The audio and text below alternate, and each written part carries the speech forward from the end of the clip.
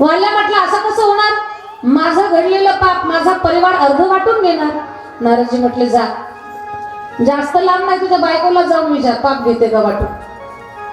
वाल्या घरी आला, त्याचं तोंड असं झालं होतं जणू काय घड्याळाचे सगळे काटे एका जागेवर आले. घड्याळाचे सर्व काटे एका जागेवर येतात आणि काट्यांचं टोक वरच्या दिशेला असतं. तेव्हा घड्याळात किती वाजतात?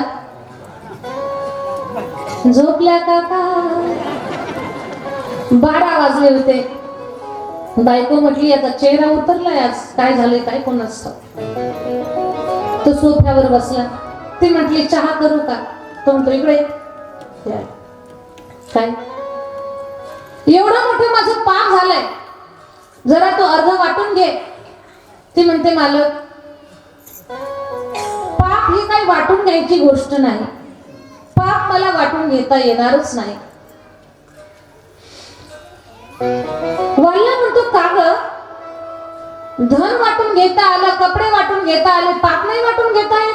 मला नाही घेता येत मला, कारण प्रत्येक माणसानं स्वतःच केलेलं कर्म स्वतःलाच फेडावं लागतं, त्याच्यात कोणी वाटेकरी होत नसतो.